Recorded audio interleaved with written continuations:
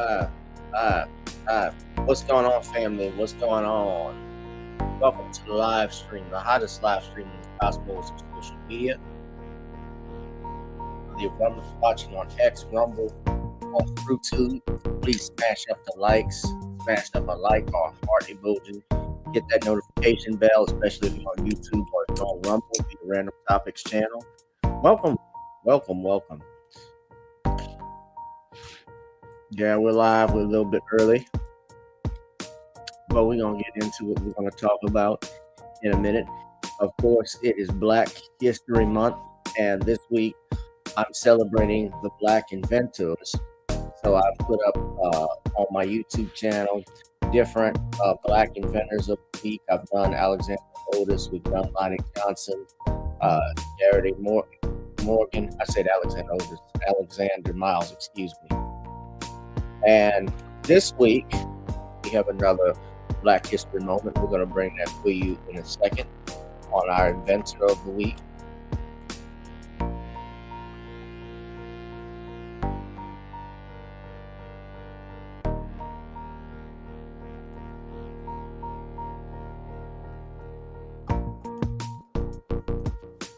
So,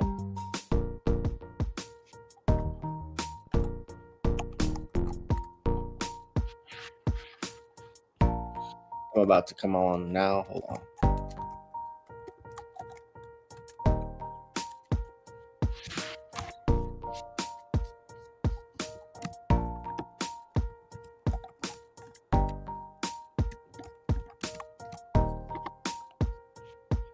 Whoa, there we go. How we doing tonight, fam? Welcome, welcome, welcome. Hope everybody's safe and blessed. Welcome to the live stream. We're going in. We're talking about it tonight. Shout out. Please leave a like, comment, or share and subscribe to the channel. We need these to beat the algorithm. The more you do that, by sharing. So we're going to go ahead and, of course, we have a few topics we're talking about. We're going to be discussing Andrew Lester, the white supremacist suspect who shot a black teen, Ralph Yarl, in the head. Well, he passed away before he was sentenced at the age of 86. We also talk about what's going on with airplane crashes across the country, especially recently. It's up in Canada. A plane that was leaving from Minnesota, Delta Airline, was able to land on its back. So we're going to be talking about that, and also sad news about Lavar Ball, the dad of the three Ball brothers that are in the NBA. He had a surgical procedure on his foot. We're going to be discussing that. But let's talk about our Black History moment first, ladies and gentlemen. Today, our Black History moment belongs to none other than the man George Washington Carver. Now, a lot of people have heard this name of George Washington Carver and his history. Of course, not a lot is known, especially when what day or when he was born. We know it's been known at least his birthday would be around January 1st, 1864. He passed away in Tuskegee, Alabama on January 5th, 1943, a few days after his birthday. But George Washington Carver was a very smart man who was able to come up with alternative crops and methods to prevent soil depletion, especially crops with cotton. And he was one of the most prominent black scientists of the 20th century, not just the early 20th century, but I would say of all time. Carver, of course, was born into slavery in Missouri, Newton County, Missouri, and not a lot is known about him. Before, of course, at that time, his enslaver was a man named Moses Carver, who descended from a family of immigrants of German or English descent. And he had purchased George's parents, Mary and Giles, from William P. McGinnis on October 9th, 1855, for $700, which in today's 2023, that price would have been about $18,133. Now, not much of sad stuff about his personal life. Of course, George Carver had a very high-pitched voice. Now they said that came from, according to Wikipedia, it's trying to say it came from a severe case of whooping cough and frequent bouts of what was called the crop.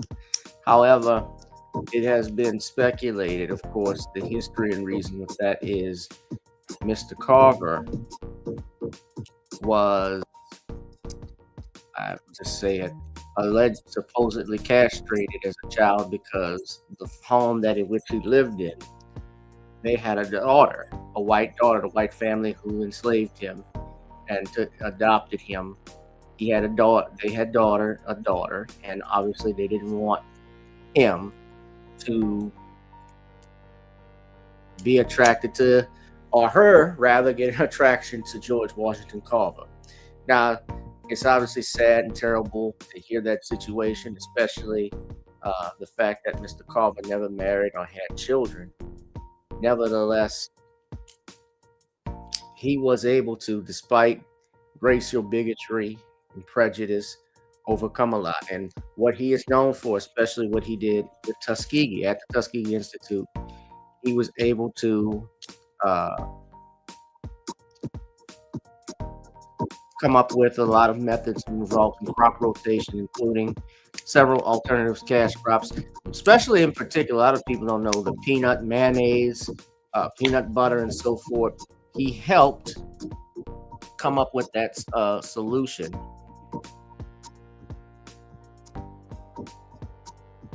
With planting and alternating cotton crops with planting of sweet potatoes or legumes such as peanuts, soybeans, and cowpeas. These crops restored nitrogen to the soil and were good for human consumption. So if you enjoy a good peanut butter sandwich, you owe it to George Washington Carver. Go enjoy a turkey sandwich from Subway with mayonnaise on it, you have George Washington Carver to thank.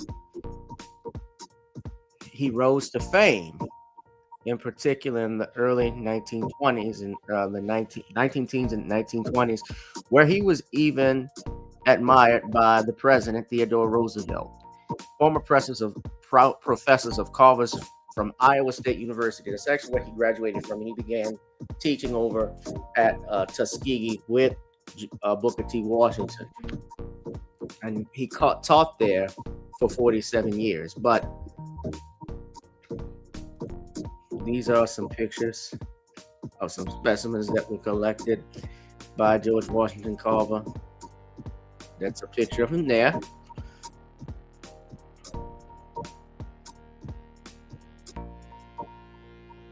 He actually knew 3 presidents: Roosevelt, Coolidge, and the other Roosevelt, Franklin. So Theodore Roosevelt, Calvin Coolidge, and Franklin Delano Roosevelt. Winner of the Joel Springall, he has the Springall Medal Award. Yeah, just a lot about George Washington Carver. Time magazine actually called him the Black Leonardo because of his many achievements. And he was actually admired by a lot of whites, according to this article here. So he won the Springall Medal from the NAACP. Yeah, of course, Mr. Carver passed in 1943, but his legacy lives on. A lot about George Washington Carver. Of course, I've heard of him and some of the stuff he did. So it's especially interesting for our kids. It's an important lesson for our kids to know about him now. Very interesting.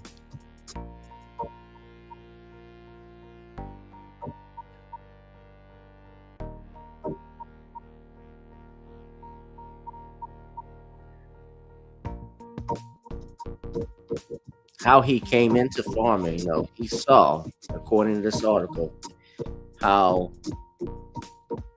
farmers weren't obtaining enough food to survive and how the industrialization of cotton had contaminated the soil. So he wanted to find a way to organically transform Alabama's failing soil, and he found alternating nitrogen-rich crops would let the soil get back to its natural state. So keeping crops like sweet potatoes, peanuts, and cowpeas would produce more food surplus and different types of food for farming. Very interesting. That was his way of innovating that. And they talk here, especially because, George Washington Carver was born during slavery, about the 40 acres and a mule.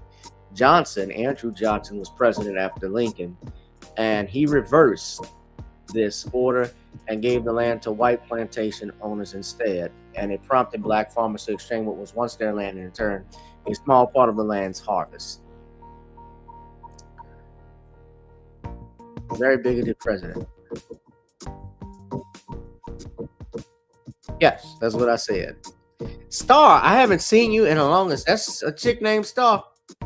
Oh my gosh. Welcome. Welcome back, honey.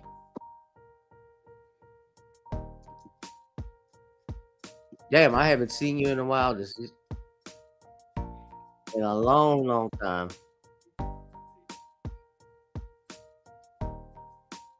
Your forehead's still the same. And why you look like you sleeping?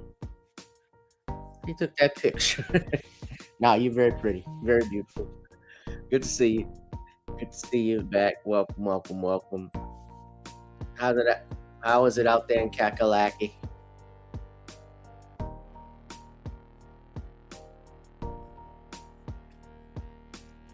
Well, yeah, that's what I said about him. They performed, I'll just say it, allegedly a castration on him. That's why the voice was so high. There's audio. I believe it was in the Hidden Colors movie. Tariq Nasheed, they had audio of George Washington Carver, and yeah, he had a very high-pitched voice.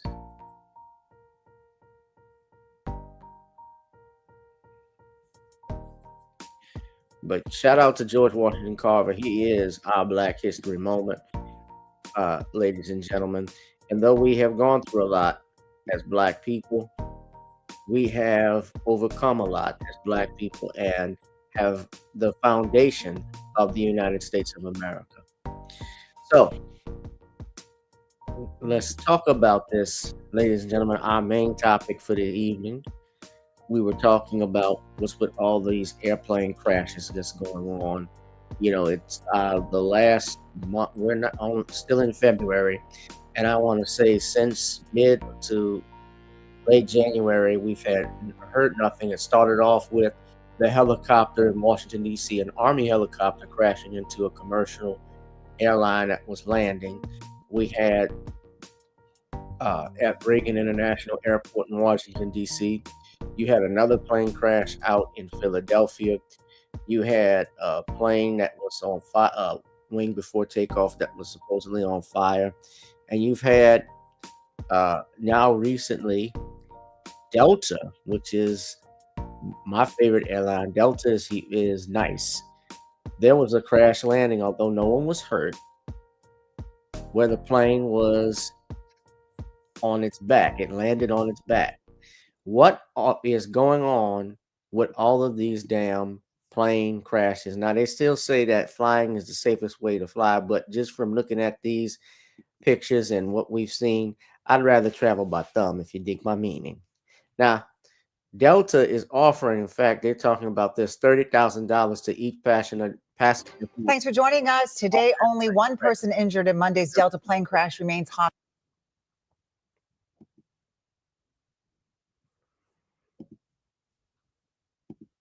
Fair use. Hospitalized. Within the last hour or two, some breaking news. We learned Delta is now offering $30,000 to survivors of that crash. Delta says the money comes with no strings attached. However, some passengers tell us their gratitude is mixed with frustration. Adam Duxter has been following this story and talking with passengers today. Adam, what have you learned? Frank, you can only imagine the week that these folks have been through, but now a new twist. I've had a chance to look at the offer sent to every passenger on board that flight, a one-time $30,000 gift that Delta says comes no strings attached and doesn't impact passenger rights. In that offer, it's written that passengers must accept the agreement by March 6th. The fine print says it's a message provided on a confidential basis and that by accepting the email, they are then prompted to a terms and conditions agreement, thousands of words in length. Schwabel Getz and Sieben, a personal injury firm based in Minneapolis, says they've already been contacted by a number of passengers that were on that flight about potential representation even before these payments came forward. And they say passengers aboard this flight certainly have the right to compensation. Airlines like Delta or others have a heightened duty of care. They're a common carrier under our law, which means they have a heightened duty beyond just what the normal person has. Our law allows for these individuals to be compensated for the emotional trauma that they went through, both the experience of living this, but the aftermath. And prior to this payout announcement today, we'd heard from passengers frustrated by what they say up until that point was a lack of communication from Delta. It's clear prior to this, there had been no communication about potential payout. In a statement, Delta says today that they're also assisting customers with hotels, meals, and transportation, as well as other personal needs, and that they'll start reuniting people with their belongings as soon as they're able to. That sorting and cleaning everything that was left on board that plane could take some time, even weeks. As far as any potential lawsuit, should there be one, that attorney we spoke with tells us it would take until after the investigation into the crash itself is complete.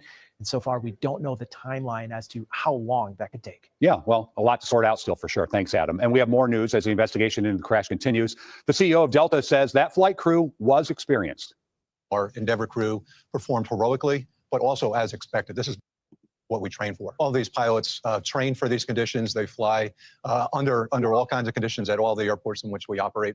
Officials say communications between the pilots and the airport tower were normal as the plane. The landing gear, and you saw how it landed, and the back part of it started to catch on fire.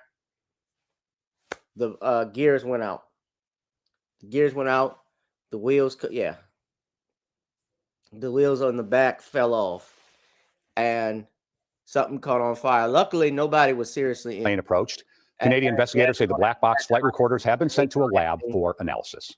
It didn't have the when it made that landing and you saw it turn, the wing broke off, so it ended up going backside. Yeah, wow. Fortunately, nobody was hurt. That's the beautiful thing, I guess. Yeah, that was dangerous. So what did y'all think? So what is going on with all of these plane crashes we're seeing? What possibly could have happened? What is happening? They're trying to blame it on, Trump already, and Trump has just gotten in office. I mean, they're blaming him from everything. They're blaming him for everything. They're blaming Trump on everything, and Elon Musk, of course. I saw D.L. Hughley was talking about something about the plane crashes with Trump and Elon Musk. Yeah, DL's and damn lost it. Y'all know if the roles were reversed and let's say Kamala Harris had become president, y'all think he would have been talking about her like he's doing Trump? They'll come up with every excuse. Oh, she just got in office. Oh, she doesn't know that. She doesn't control. Hell, it's about who you like. That's what politics is about.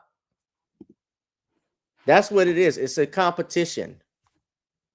It's whoever looks and dresses the nicest. That's what everybody's carrying them for. There was another plane crash out in southern Arizona. 2 dead. It seems like a mid-air plane crash. Yeah, this is getting crazy.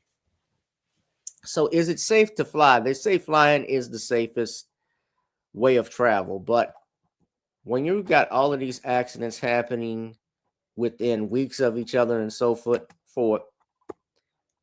a lot of people are questioning what's going on with these flights, whether I should get in a plane or not.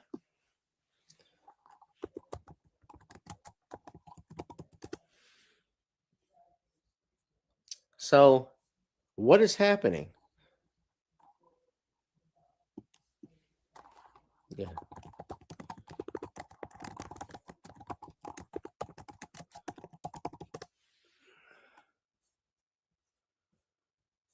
Now hold on. Here's another video.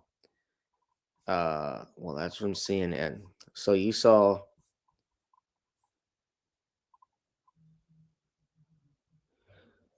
So here's video. This is an ex-pilot. Okay, so the very latest on that Delta plane crash, as we know, all 80 people. Before I say this, how many of y'all would take $30,000 from Delta? That sounds like a quick deposit. That's a quick deposit. That's a quick hush money. They say no strings attached, but when you get these types of offers, they say no strings attached. That's BS. There's always something attached to that. They just give them $30,000 to compliment them. What is in the agreement? Is this a way of signing over? It's obviously, I would think the attorneys who would draw this up, having them give them a deadline, and that's another thing. You're offering 30,000, remember, but they had until I believe the lady said March 6th to accept the payment. So if there's no strings attached, why is there a deadline? Why give them less than 3 weeks after an accident to accept money?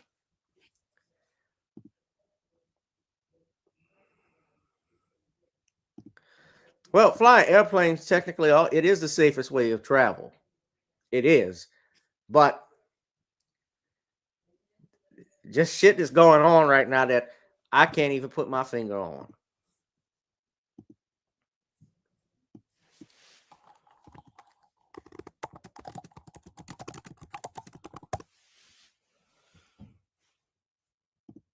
And believe it or not, there was a poll that was done. At least 64% of Americans, U.S. adults, say it's very safe or somewhat safe to fly versus 71% from last year. What has happened, this is according to Fox News, that faith in government agencies' ability to ensure safe travel has dipped as well. So just over half of U.S. adults have a great deal or a moderate amount of confidence in the federal government agencies to maintain air safety, down slightly from about 6 in 10 last year. And they had a plane crash here out in Arizona. All I can say is not black people, Trump, because a lot of black people don't live in Arizona. Dang, but 10, well, I take that back. I'm sorry. There are about 10 black people that live in Arizona. So I know it ain't DEI with them. It's not DEI with us, by no means. It might have been someone who was born from the People's Republic of China. At any rate, let me play this video. This expert, he's talking about the Delta plane crash. So let's listen. This is an ex-commercial pilot. I stopped here. On board that flight from Minneapolis to Toronto yesterday afternoon survived. You've probably seen the images of the video of that plane flipped upside down on its back while it was coming in for a landing at Pearson International Airport. 21 people in total were treated at hospitals. And as of now, the latest information that we just got a couple of minutes ago, 2 people still in the hospital. And we're also starting to hear, more from these passengers who were on board at the time. Just a couple of quotes here. All of a sudden, everything just kind of went sideways. And then the next thing I know is kind of a blink, and I'm upside down, still strapped in. Another said when he took off his seatbelt, he crashed onto the ceiling, which had become the floor. He started to smell gas, saw aviation fuel streaming down the cabin windows, and he knew he needed to get out. Even sending a text message to his wife back in Minnesota, I love you, and I love our kids. A lot more to talk about here. Let's take a listen to, I believe we had a news conference here just within the last half hour or so from Toronto, bringing us up to speed on some of these things. And then I'm going to work on trying to get this interview for us as well. So let's take that clip. This is Toronto just about a half hour ago, giving us the very latest on the plane crash. Last night, 7 members of the Transportation Safety Board of Canada arrived at Toronto Pearson to begin the investigation. 13 more of those investigators arrived today. Members of the U.S. Federal Aviation Administration are also here on site participating in the investigation. As it is a Mitsubishi aircraft, Mitsubishi will be here on site as well, and Delta Airlines has sent their GO team who are already here on site. So what does this all mean for operations at Toronto Pearson today and in the days ahead? Our Emergency Operations Center does remain open, though operations on the runways resumed at 5 p.m. Eastern Time yesterday. We have been in recovery mode since resuming flights at 5 p.m. yesterday, catching up on delayed flights, and that continues into today as well. We do expect that the investigators on site will be reviewing the aircraft on its current configuration on the runway for the next 48 hours. And we are looking to get to support that investigation and the removal of that aircraft off the runway, at which point we can do our inspections and then return that runway into service. All right, so that's the very latest from Toronto here just within the last half hour or so. Not a lot of new information. Obviously, they are not talking about any of the weather conditions. This is now part of the investigation. Last night, we did hear from an official who did talk about the fact that they said that the runway was clean and that there were no crosswinds at the time. And I think as people take a look at the video from that yesterday afternoon, you can see the winds whipping quite a bit. So I think there are still a lot of questions around that. And that was where most of the questions from the reporters went today, was kind of this trying to clarify that. But again, not saying a word now because it is part of this active investigation. Again, we're hearing from some of the passengers, and we're also hearing from pilots and crew members who have seen these videos. Some of them have heard some of the limited audio transmissions that have been out there. And all of these folks have had an experience in the air in that type of aircraft. Maybe not this type of incident, but they know the protocol. They know what should happen in a case like this. So joining me now is Matthew Buckley, a decorated fighter pilot who also flew commercial planes like the one that crashed yesterday in Toronto. Thanks so much for joining us, Matthew.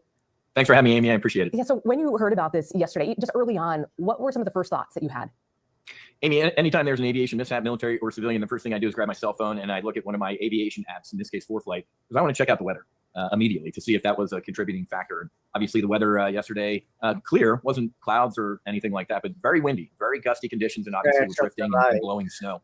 But very, very gusty conditions. So I'm going to take issue with, I don't know who you quoted or whatever official that was. They could not have been more wrong. There was absolutely a significant crosswind. Runway 23 is what they were using, and the winds were coming from 270. That's a 40-degree crosswind component. So whoever was saying that is clearly mistaken. The winds were not straight down the runway. They were about 40 degrees off of this aircraft. Yeah, and as I mentioned, this is sort of the point of contention today from reporters. It looked like also when you were there and when they're by the runway, it looked icy, which wouldn't surprise me. It's in Canada.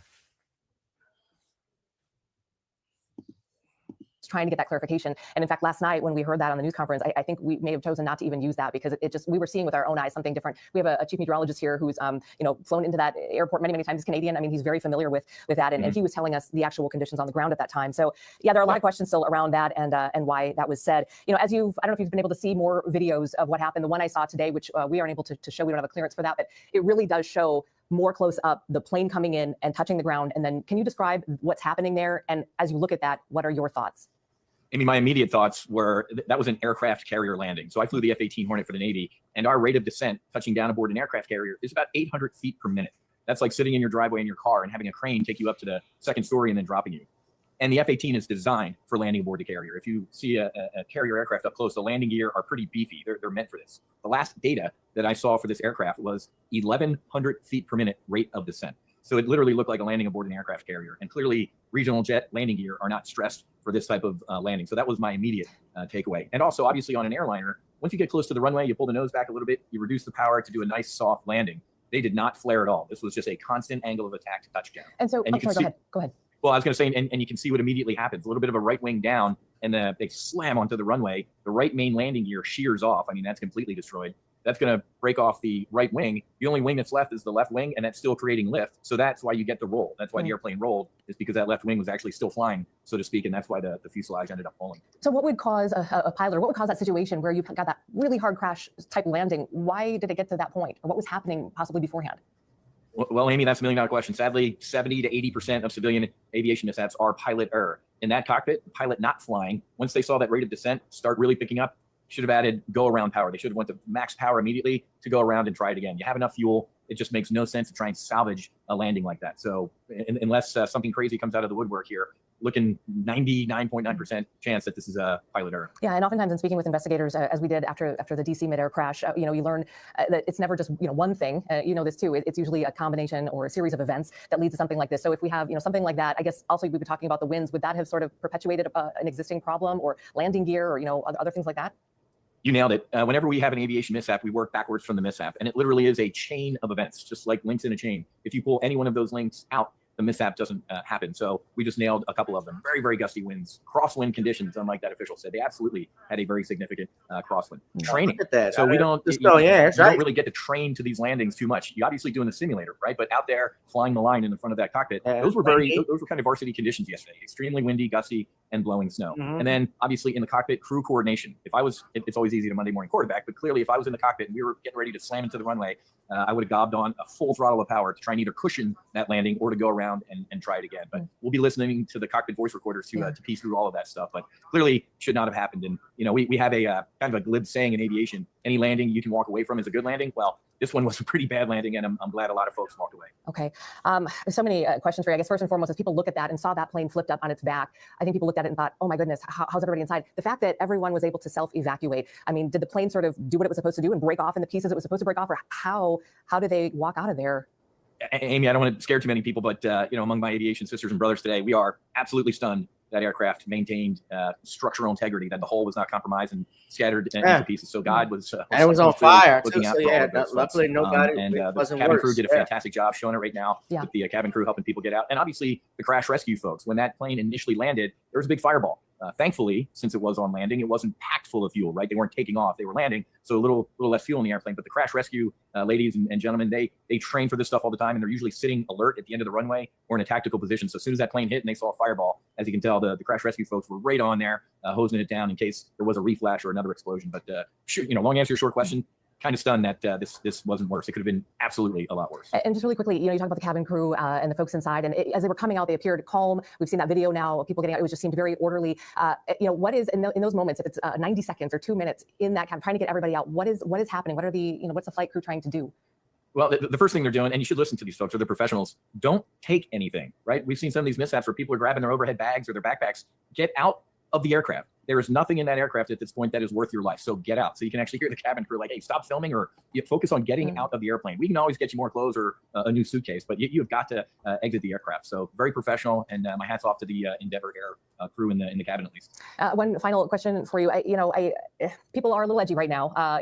We've had these airlines. That's it. So the one they had in Arizona.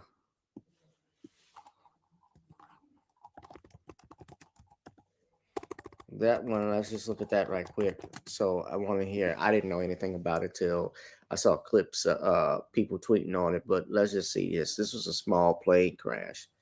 So this is out in Phoenix. So 2 people dead following a mid-air collision outside of Tucson in Marana. This marks the second airplane fatality in Arizona within 10 days. Fox 10's Lauren Clark is live now with why one senator is speaking out on this. But Lauren, you also have some new information on the crash.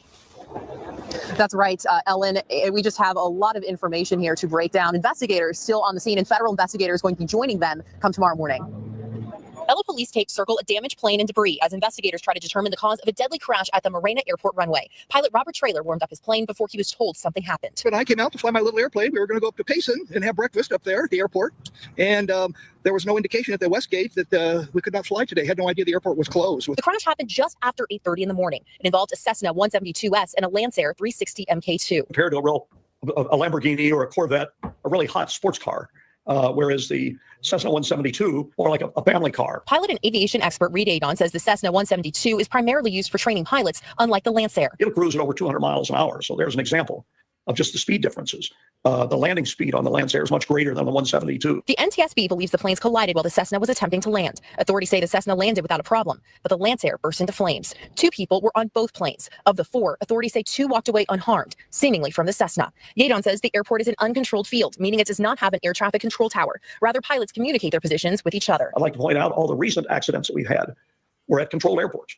So the uncontrolled airports, there's more of them than there are controlled airports. And they're very safe way to fly. Now, we are expecting to get some type of preliminary report in about a week from now, but we won't know a cause for many months, probably more like a year and a half as investigators go through that process. Now, Senator Mark Kelly also posting on his X account today, saying that he uses this airport quite often. In fact, used it within the past few days, and that his office is keeping a very close eye on the situation. Reporting live here in Marina, Lauren Clark, Fox 10 News. Wow.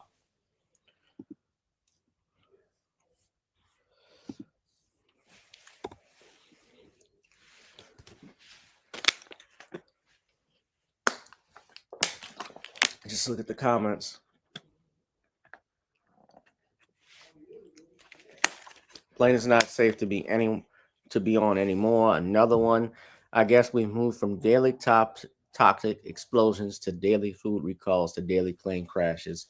They run for about 3 to 6 months each. So take a little vacation from flying until summer. They will come up with something else by then.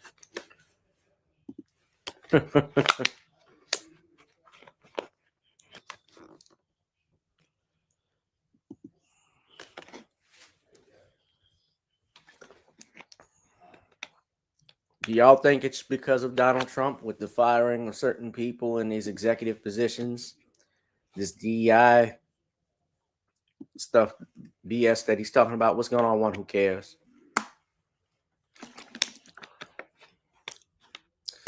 I don't know. I think they come up with something to scare people. I'm not saying obviously this stuff isn't real, but they come up with stuff to frighten people.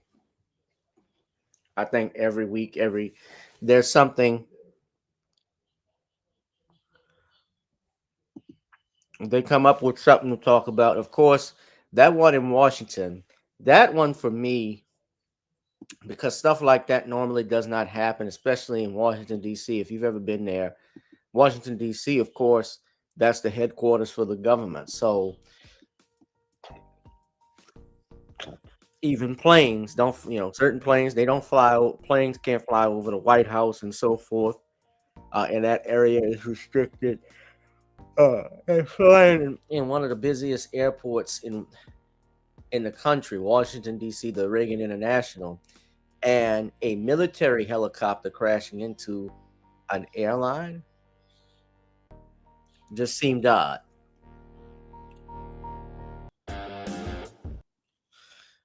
That was off. So that's the music we need. So what say y'all? What you think is causing this?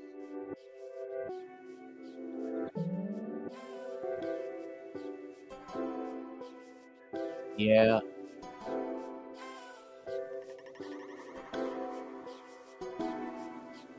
Y'all think these are just scare tactics?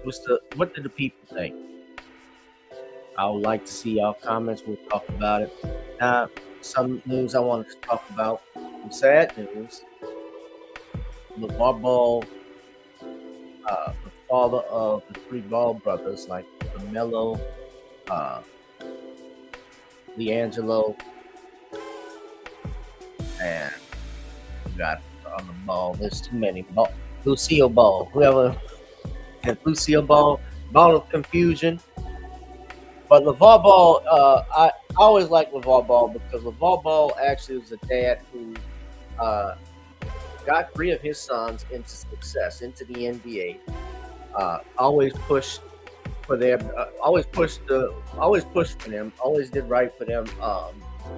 And he created the Big Baller brand. Basically, he was trying to get his kids, getting a Nike deal. He wanted them, since they all were going to be in the NBA, to be successful and to have their own brand so that they can make money for them, for themselves, for their family.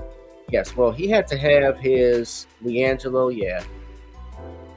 Well, LaVar Ball had an amputation of his right foot due to a medical emergency. They don't say what the emergency was necessarily, what the medical issue is.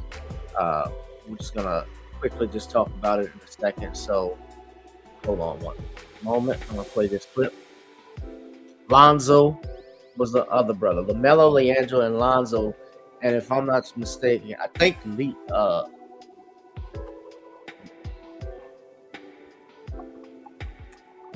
was it LaVar or LiAngelo, I think, played for the Pelicans briefly. No, not LiAngelo. LiAngelo played. Okay, I really have stopped watching basketball. LiAngelo, G3, yeah, he plays for the Astros de Jalisco. Yeah, he plays for a Mexican basketball team. Yeah, he has his signature shoe with Big Baller brand, BBB. Yeah. Lonzo played for the Pelicans, right? Lonzo was the big one that came up because he was with the Lakers back in 2017 through 2019, and now he's playing for the Chicago Bulls. He played for the Pelicans briefly. Yeah.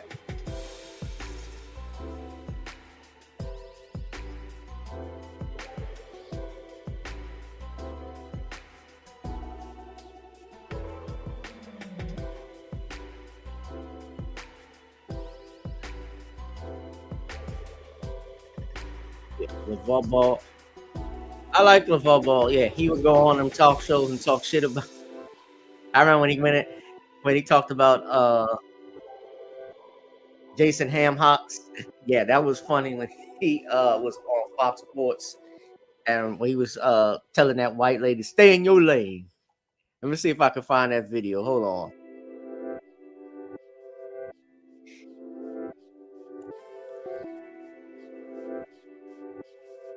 This is it. Yeah, he talked about shit a lot. Yeah, My friends with her. I don't see that. I don't see it. I wasn't saying it as like I would never wear this. What's the show I'm about saying, again? Let me talk about shoes. I don't want to talk about all that. Next. Well, I think in order to have a successful company, you're going to have women who like your brand. Yeah, if you have a women's company. But anyways. Oh, so you're not marketing to We're talking about Big Baller Brand. Okay, so they wouldn't want to work with you anyway because you don't respect women. So she's after you today. Oh, I don't respect women, but I'm the one that's married. I'm good. Well, she can say what she wants. She's trying to put. I never disrespect women. But I tell you what, if you act like that, guess what? Something's coming to you. Oh, and it's okay. Do you think? Are you threatening me? Oh, see how she tried to turn the words. I would never threaten you. You said something's coming to me.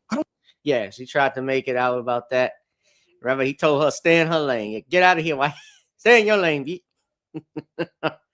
Yeah, she got donkey of the day for that because she tried to play victim. Yeah.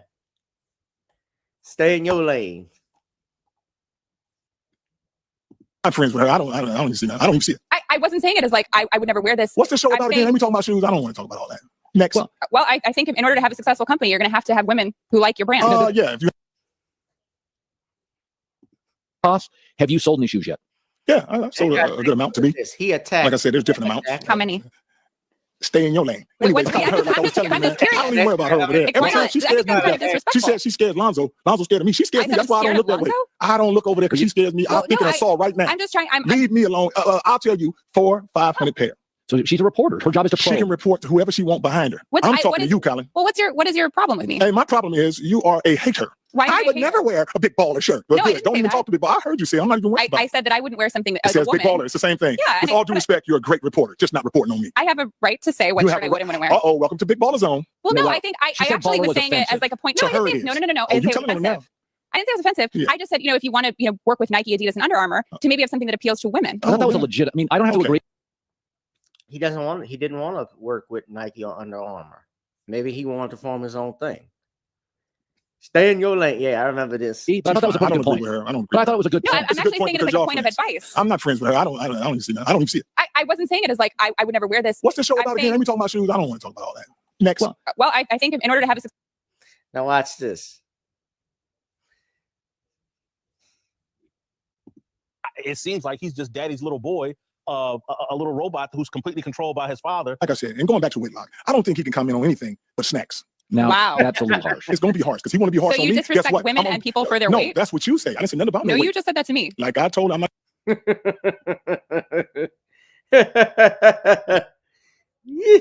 The only thing Whitlock can talk about is snacks. Yeah.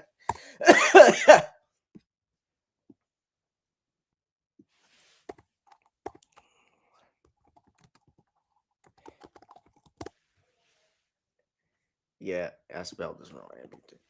Yeah, shout out to Lavar Ball. So yeah. Lavar Ball loses his foot.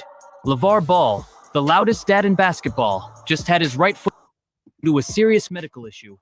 But don't think for a second that his energy is... So we don't know what happened. The Ball family, just from reading it, what I've seen, and he has really made a franchise out of his family. He's had reality TV shows, of course, that was on Facebook Watch and ran for 6 seasons. He had the Ball in the Family. So yeah, Lonzo, you have LiAngelo, and you have LaMelo. LaMelo is the one who plays for Charlotte. And I think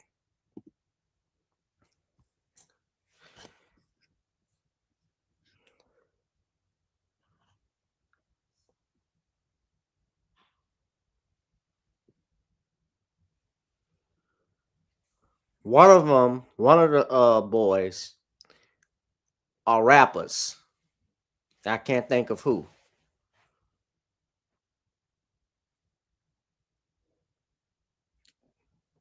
Actually, yeah, Lonzo.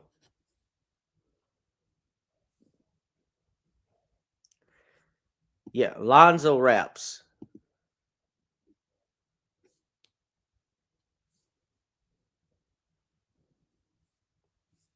But yeah, I'm sorry to hear that about him. Yeah, but I think he was I like LaVar Ball. I like what he's doing, and I believe his wife Tina had a stroke. Tina is the mother of the boys. Yeah, she, according to what I just read, in February of 2017, she suffered a stroke and was hospitalized for 2 months. I'm assuming she's recovered, but LaVar Ball has done great things with his family. I mean, he's created a franchise with them. He's got them in successful positions, and I see what he's done. He is basically following the blueprint of a lot of famous black dads like Richard Williams and Joe Jackson and Tiger Woods' daddy, Earl Woods, and Jelly Bean Bryant, where they pushed their children to success. They made something out of them, and they actually have a legacy for their family that they can follow. And, you know, a lot of people were hating on LaVar Ball, but I actually loved what he was doing. I saw what he was doing, and he was trying to help his kids out, start something for his family. So start a legacy for his family. You know, generational wealth is the key, man. And that's something that they don't like black families, black fathers to have. They don't want you to be successful. They don't want you to have money. They don't want you to pass stuff down. But nevertheless, shout out to him and the family. I'm praying for his well-being and his healing. So last thing I want to talk about too, we were talking about, I put this in the description, Andrew Lester. So just recently, Andrew Lester was the white man who shot Ralph Yarl. And a few days ago, he pled guilty to second-degree assault. Well, Ralph Yarl passed away last night at the age of 86. No cause of death has been given. But Ralph Yarl, he was due to be sentenced, and I believe he faced up to 10 years in prison, at least for second-degree assault. This happened out in Missouri. So he died after pleading guilty. You could just look at him. He looks like he's fading, but he was not the victim in this case. He was the perpetrator. So do I necessarily feel sorry about his passing? I'll put it to you like this. I'm not crying for him. I don't rejoice, but I don't cry over Andrew Lester and what he did. So they have a video here from Fox 4 Kansas City. I'm going to play that right quick. And the man who pled guilty to the shooting of local teen Ralph Yarl has died. Andrew Lester entered a guilty plea last week, just days before he was set to stand trial. And his death comes less than 3 weeks before he was set to be sentenced by a Clay County judge. Fox 4's Dave DeMarco tonight on the abrupt end to a case that made global news. Prosecutors said they'd ask a judge to send Andrew Lester to prison for 5 years, but just 5 days after announcing that plea deal, Lester is dead. 86-year-old Andrew Lester was known to be in deteriorating health leading up to a planned trial this week for the 2023 shooting of then 16-year-old Ralph Yarl. He appeared before a judge last week in a wheelchair, pleading guilty to a lesser second-degree assault charge. The prosecutor's office said the plea deal would allow Yarl and his family to address Lester and his actions at a sentencing next month. Wednesday, they announced Lester's death. Sources tell Fox 4 he did not take his own life. The Clay County prosecutor's office said in a statement, while the legal proceedings have now concluded, we acknowledge that Mr. Lester did take responsibility for his actions by pleading guilty in this case. Our thoughts remain with both families affected by this tragic incident as they continue their healing process. They clarified, despite the guilty plea, Lester will not be considered a felon under Missouri law, and they'll move to dismiss the case. We asked defense attorney John Paserno, who's not a party to the case, about the legal distinction. It comes down to the fact Lester didn't live long enough to be sentenced. If he'd received, for instance, an SIS disposition, which is a suspended imposition of sentence, the judge would say, I'm not going to impose a sentence upon you today. I'm going to place you on probation for a period of years. And then as long as you successfully complete your probationary period, he would not have a conviction. Yarl's family released a statement saying news of Lester's passing brings a mix of emotion, but does not bring justice. They wrote, while Lester finally admitted guilt, it came at the very last moment after 2 years of stalling. That delay leaves our family reeling. They'd go on to say Yarl has a lifetime of carrying the trauma of that night ahead of him, while Lester escaped sentencing. You can read their complete statement on our website, fox4kc.com. In Clay County, Dave DeMarco, Fox 4 News. Actually, we're going to go to that website, Fox 4KC. So he died just a couple of weeks before he could even be sentenced. And what they're stating, essentially, the family is maintaining, is that he was able to escape responsibility for years, because this happened, if I'm not mistaken, in 2023 when Ralph Yarl was shot by Andrew Lester. And I'm here and I'm going to read the statement. So hold on one second.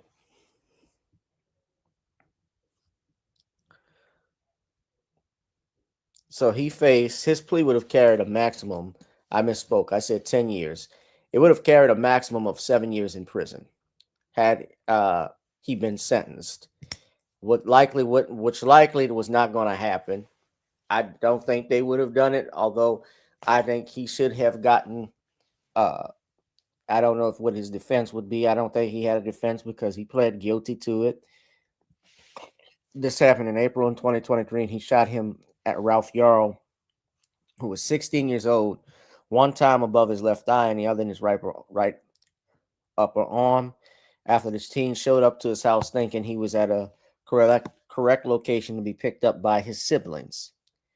So he turned himself over. Yeah, there was holy hell raised about this. So here is the full statement from the family. I'm going to read it to you right here. It says, quote, "The news of Andrew Lester's passing brings a mix of emotions, but it does not bring justice. One of the reasons we pushed for a speedy trial was to ensure the public would see that our society does not condone shooting an unarmed innocent child simply for ringing the wrong doorbell, especially when that child was targeted because of the color of his skin. For nearly 2 years, Andrew Lester never apologized. Instead, he and his attorney used every legal maneuver possible to delay accountability. Now another black child harmed by prejudice will never see the man who shot him face the full weight of the justice system. While Lester finally admitted guilt, it came at the very last moment after 2 years of stalling. That delay leaves our family reeling. Some may see Lester's passing as a form of consequence for his actions, but the reality remains Ralph Yarl survived, yet justice was never truly served.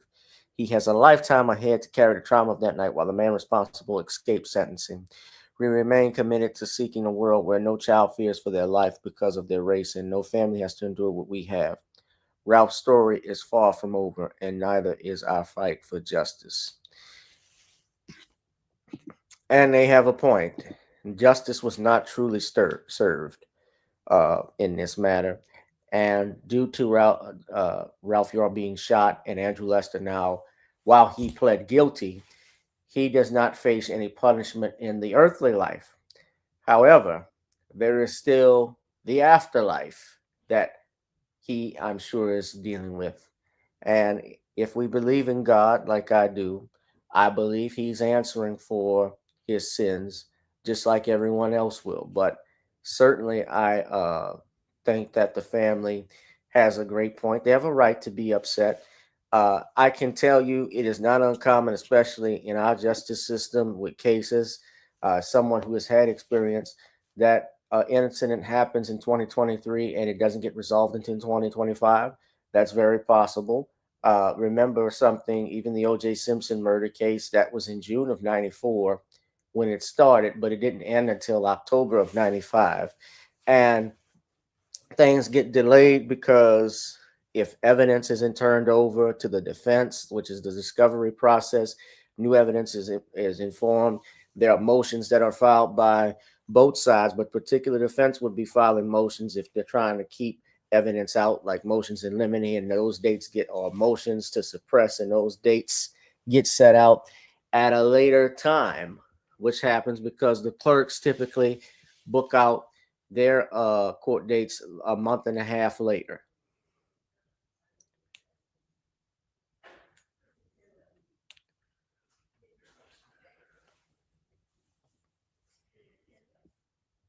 So that happens.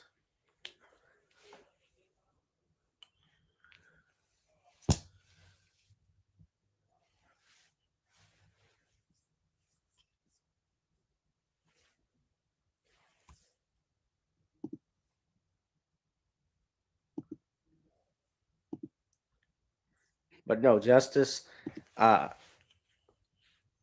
so no sentences going to happen. So all of that gets kicked off. Can't sentence a dead person. Can't sentence their ghost. I pray for the healing recovery of Ralph Yarl and for his family. I know that's a lot, but what say y'all? Is justice delayed, justice denied in this case?